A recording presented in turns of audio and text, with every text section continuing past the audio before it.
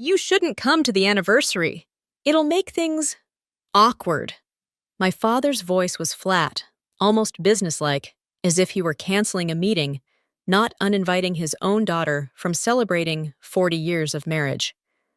For a second, I stood there with the phone pressed against my ear, waiting, hoping. He might laugh and say it was a bad joke. He didn't. That was the last thing he said before the line went dead. And just like that, I realized, sometimes goodbyes don't come with shouting or slammed doors. Sometimes they're just a quiet decision made without you. Have you ever wondered what happens when you finally stop fighting for a seat at a table that never wanted you there? Stay with me. Sometimes the silence holds the most powerful answers. My name is Rachel Clark. I'm 33 years old, and I live in Austin, Texas. Every morning, I brew a cup of strong black coffee, check the financial markets, and walk into a downtown building that bears the name of the fintech company I co-founded 7 years ago. To most people, CEO sounds like a glamorous title. In reality, it means late nights, endless negotiations, and carrying a weight no one else can see. But my family never asked about any of that. They never cared to. Growing up, my sister Anna was the golden child. 3 years older, flawless smile, effortless charm. In every photo album, she's the one in the center, wrapped in compliments. I was the afterthought, quiet, serious, too intense for family gatherings. While Anna's life was praised like a highlight reel, her college acceptance, her engagement, her designer housewarming parties, my achievements barely registered. Even after landing our company's first multi-million-dollar investment round, my mother simply said, "Oh, that's nice, honey. Have you thought about dating more?" It used to hurt. I spent years believing that if I just worked harder, if I became successful enough, they would finally see me. That one day, I would walk through their front door, and they would say, "We're proud of you, Rachel." But pride, I learned, was reserved for Anna, for the daughter who knew how to sparkle without making anyone uncomfortable. Still, despite everything, I stayed connected. I sent gifts on birthdays, helped cover unexpected bills, paid off a leaky roof without anyone even asking. Quiet loyalty was the only language I knew. So, when my parents' 40th anniversary came up, I cleared my schedule without hesitation, bought a simple but thoughtful gift, even booked a cleaning service to help prepare the house. I thought, naively, that maybe this time would be different. Instead, I got that phone call, that single sentence, that final unspoken goodbye. I didn't cry. I didn't rage. I simply stood there in my sunlit kitchen, coffee cooling in my hand, and realized something that should have been obvious long ago. I wasn't being excluded because I had failed them. I was being excluded because I no longer fit the story they wanted to tell, and I would never, ever beg for a place in it again. The days that followed felt strangely weightless. No calls, no texts, no sudden change of heart. Just silence, dense and heavy like the Texas humidity outside my apartment window. I went to work as usual, reviewing quarterly reports, attending strategy meetings, finalizing a new partnership deal with a European investment firm. On paper, it was a good week. But somewhere in the back of my mind, a door had quietly closed, and I knew it wasn't opening again. Maybe it had been closing for years. Looking back, the signs were everywhere. There was the Christmas I spent troubleshooting a broken heating system at my parents' house while Anna laughed by the fireplace with her fiancé. Not one thank you afterward. There were the weekends I canceled plans to wire money when Dad's old truck broke down, or when Mom's insurance premiums shot up, because Anna's between jobs right now, you understand. I understood perfectly. It wasn't about need. It was about expectation. I was the fallback plan, the safety net, the invisible bridge they only noticed when it cracked. Every time they needed something, money, logistics, emotional labor, I was reachable. Every time they had something to celebrate, promotions, engagements, anniversaries, I became an afterthought. Still, I never stopped trying. I told myself loyalty meant persistence, that real love was unconditional, even if recognition never came. And that was my biggest mistake. Love isn't meant to be earned through sacrifice that no one notices. Respect isn't something you can buy with monthly payments. The truth hit me harder than my father's words ever could. In their eyes, I wasn't a daughter to be proud of. I was a resource to be managed. That realization didn't spark rage. It sparked freedom. That evening, as the sun dipped below the Austin skyline, I sat down at my desk, opened my laptop, and logged into the billing accounts I'd managed for my parents for years. Electricity, water, internet, insurance, line after line, auto payments that had quietly drained my account month after month, year after year. No complaints, no thank yous. One by one, I canceled them all. No ceremony, no announcements. It wasn't revenge, it was clarity. I wasn't cutting them off out of anger. I was stepping out of a role I was never meant to play. I stared at the final confirmation screen for a long moment, then closed the laptop gently, almost reverently, like sealing a chapter of a book I had clutched too tightly for too long. Outside, the city lights blinked on, one by one, as if nothing had changed, and maybe to the rest of the world, nothing had. But inside me, everything had. The girl who once begged silently for a place at the table was gone. In her place stood someone who understood, finally, that sometimes the only way to honor yourself is to walk away from the people who refuse to see you. The morning of the anniversary, Austin was cloaked in an unusual stillness. Heavy gray clouds pressed low against the skyline, and the city buzzed with a restless energy that didn't seem to touch me. I brewed my coffee in silence, watching the machine whir and steam, its mechanical hum filling the quiet of my apartment. No calls, no apologies. Not that I expected any. I sat by the window, letting the muted light spill across my hardwood floors. Across town, my family was preparing for the grand event.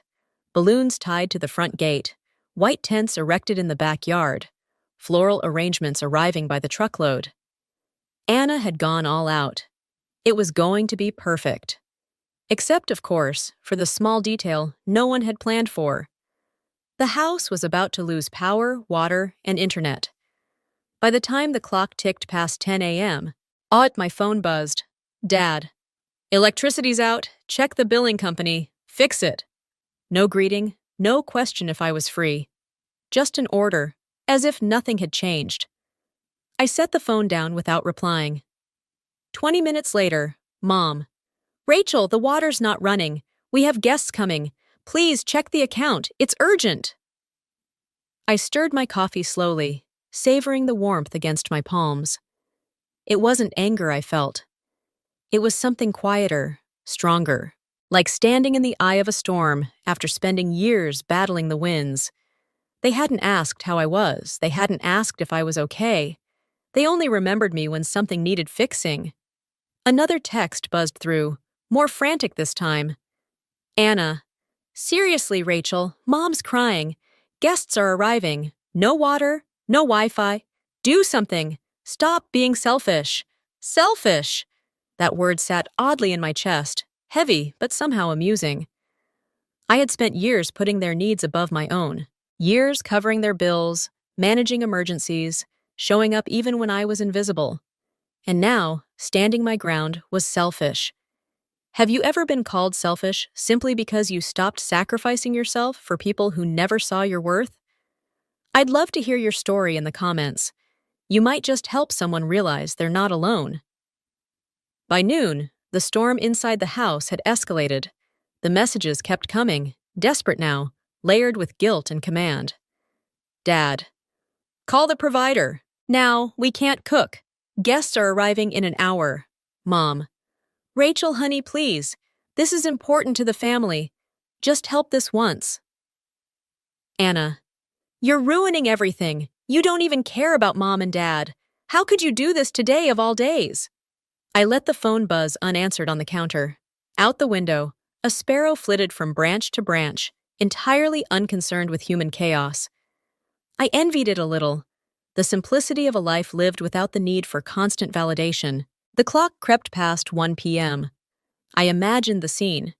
Guests arriving, tension simmering behind tight smiles, frantic calls to service providers that led nowhere because the accounts had been canceled. Not overdue, not lapsed, but intentionally severed. The truth was, it had been severed the moment my father told me not to come, the moment they chose appearances over connection. Another call came through, this time from Aunt Lisa. I hesitated, then answered. Her face filled the screen, dimly lit from her phone's flashlight. "Rachel," she said quietly, "what's happening over there? Your mom's in tears, your dad's furious, and nothing's working." I stayed silent for a moment, searching for the right words. "I did what they asked," I finally said, my voice steady. "They told me not to come, so I didn't." Aunt Lisa's face softened. "I don't know the whole story," she admitted, "but it feels like more than just a misunderstanding." In the background, I heard chaos. A child crying, plates clattering, raised voices trying to mask panic. And then, clear as day, Anna's voice rose above the din. "Where's Rachel? She needs to fix this." I smiled faintly. Even now, I wasn't a sister or a daughter. I was a function, a service, a background solution to a foreground problem. Not anymore. Outside, the first drops of rain tapped against the glass, gentle but certain. I leaned back in my chair, feeling a piece I hadn't touched in years. Let them scramble, let them wonder. Let them finally realize what it felt like to lose something they thought would always be there. And for the first time, I didn't feel guilty about it. Not even a little. The rain picked up as the afternoon wore on, fat drops streaking the window pane. I sat curled in the armchair by the window, a half-finished cup of peppermint tea cooling beside me. My phone buzzed again. I ignored it. Then another buzz, and another. Finally, a video call flashed across the screen. Aunt Lisa. Something in me hesitated.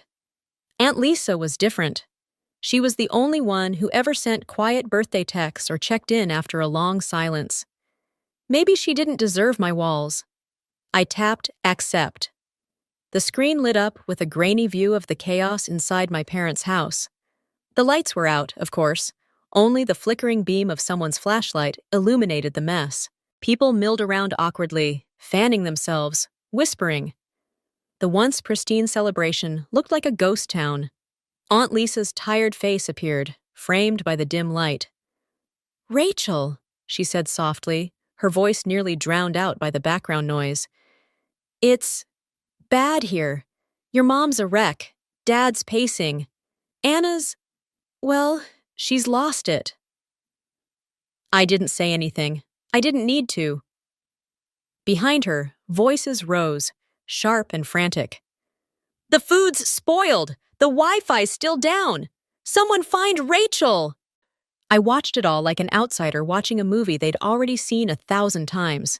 The same plot, the same ending. Then, a new figure stepped into the frame. A tall man in a tailored navy suit, his hair damp from the rain. David, Anna's fiancé. He glanced toward Aunt Lisa's phone, his expression puzzled. His eyes met mine. He blinked once, then again. Recognition dawned. "Rachel," he said, almost involuntarily. But not like the others. There was no scorn in his voice, only disbelief. Aunt Lisa turned the camera fully toward him, confused. David took a step closer, squinting slightly at the screen. "You're Rachel Clark?" he asked, louder this time. I nodded, saying nothing. Silence rippled across the room. Even from miles away, I could feel it. The shift in energy, the crack in the carefully built facade. David cleared his throat, looking awkward now, almost embarrassed. I didn't realize," he said, glancing around the room as if looking for an escape. "Rachel Clark, the CEO of Viridian Finance? The woman leading the new Austin project?" Whispers broke out among the relatives. Faces turned, eyes widened. I sat still, calm, unflinching. Aunt Lisa's mouth parted slightly in shock. In the background, Anna froze, one hand clutching a dripping bouquet. My mother dropped a tray with a loud clatter. No one said a word. David hesitated, then, almost like an apology, gave a small nod toward the screen. "It's an honor to meet you," he said stiffly. Then he stepped back, looking deeply uncomfortable. I met his gaze for a moment longer, steady and unbothered. Then, without breaking eye contact, I said, "Good luck today, David." And I ended the call. The screen went black. The buzzing silence returned. But this time, it wasn't empty. It was filled with the sound of 1,000 illusions collapsing all at once. I set the phone down gently. I didn't smile. I didn't cry. I just breathed, a slow, full breath, as the rain battered against the windows, washing everything clean. For once, I didn't have to fight to be seen. The truth had spoken for me, loud and clear. The rain had stopped by the time evening settled over Austin. A thin mist clung to the sidewalks, painting the streets in a muted silver haze. I sat quietly by the window, watching taillights blur into crimson streaks against the wet pavement. My phone lay face down on the table, silent. I didn't reach for it. I didn't need to. The silence that had once felt like punishment now felt like armor, a shield I had forged myself after years of trying and failing to be enough. Around 8 p.m., the buzzing started again.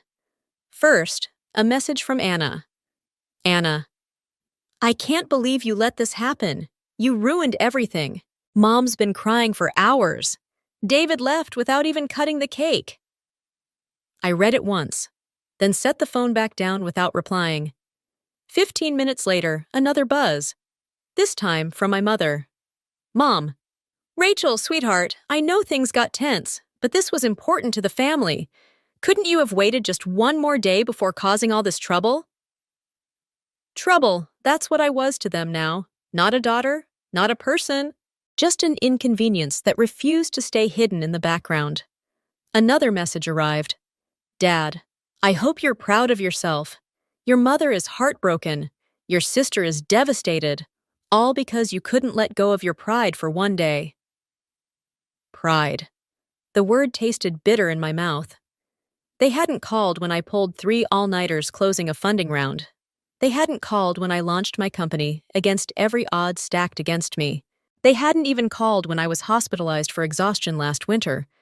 But now, when their carefully curated party collapsed, when appearances cracked and judgments turned inward, they remembered my name. Not out of love, out of need, out of damage control. I leaned back in my chair, feeling neither anger nor sadness. Only a quiet, almost clinical detachment. They hadn't lost a daughter today. They had lost the illusion that I would always be there, no matter how invisible they made me feel. The phone buzzed again. Another message from Anna. Longer this time. "Anna, you think you're so above us just because you have a fancy title and some money? Newsflash, Rachel, family is supposed to come first. You embarrassed Mom and Dad in front of everyone. You humiliated me. David doesn't even know what to think anymore." There it was. Not concern for me, not remorse. Just wounded pride, public embarrassment, reputation bruised. I set the phone aside, picking up the mug of now cold tea. I sipped it anyway, letting the bitterness settle on my tongue like an old memory. I had spent so long trying to earn their approval, thinking it was a prize I simply hadn't worked hard enough to deserve. But it wasn't me who had failed to reach them. It was them who had never intended to meet me halfway.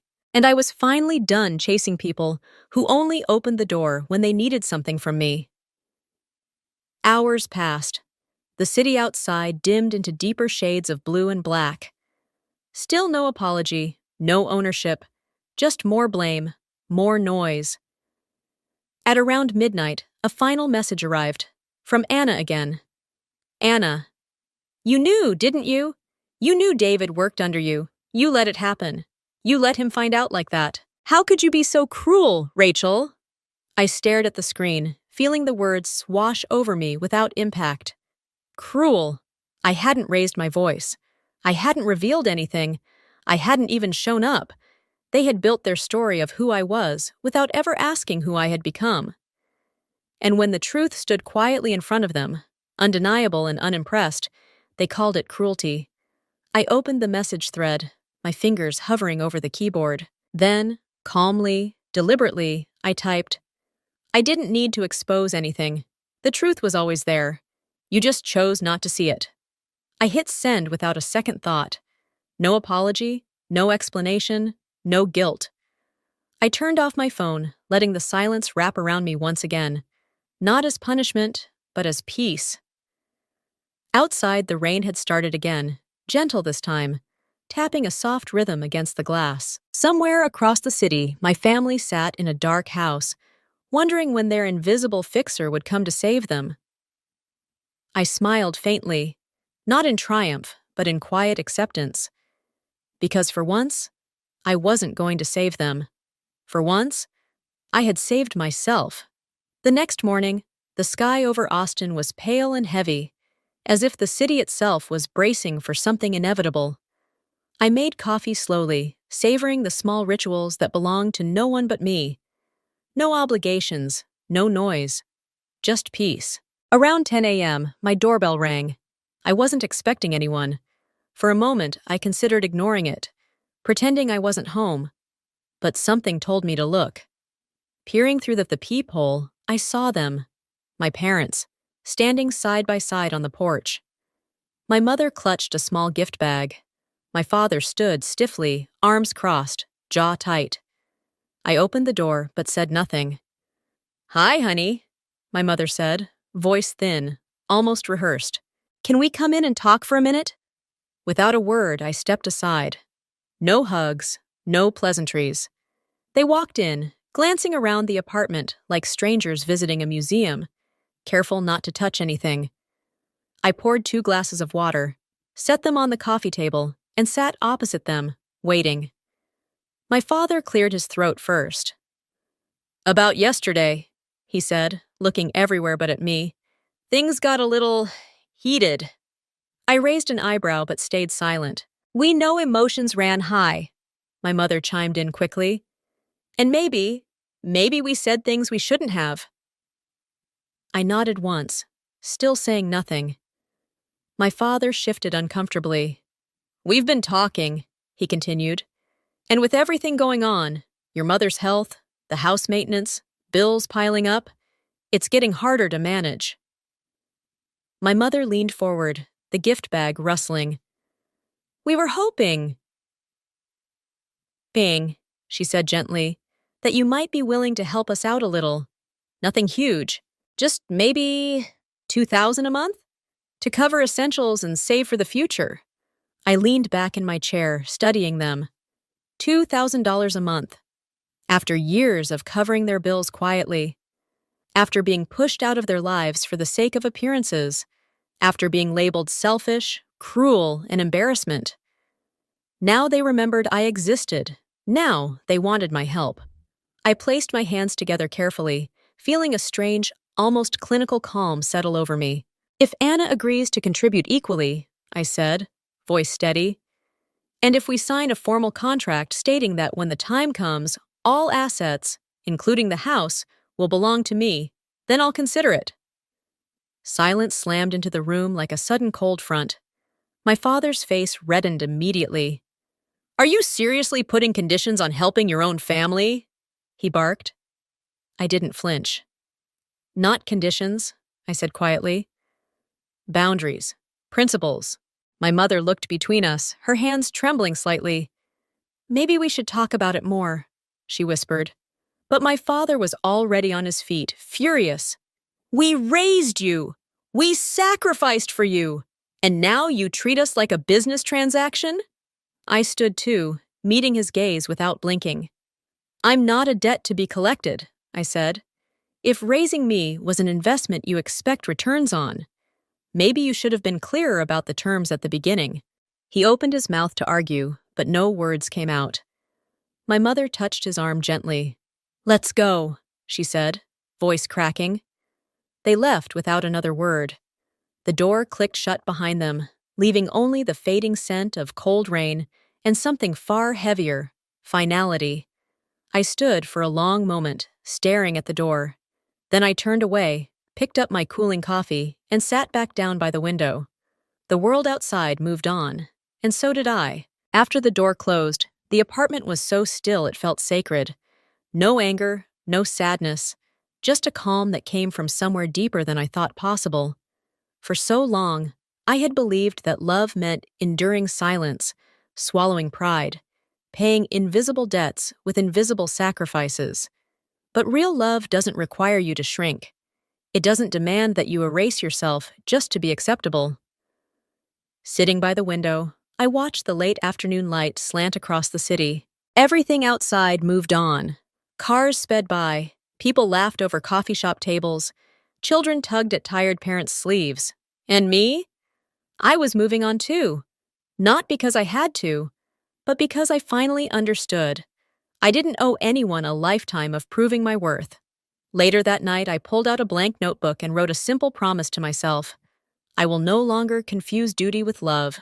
I will no longer beg for spaces that diminish me. I will walk away without guilt and without looking back. If you've ever chosen to walk away from a place where you were only valued for what you could offer, not for who you are, I hope you'll share your story. Your courage could be the sign someone else is searching for. Outside, the first stars flickered awake against the darkening sky. For the first time in a long time, I didn't feel lost. I felt free.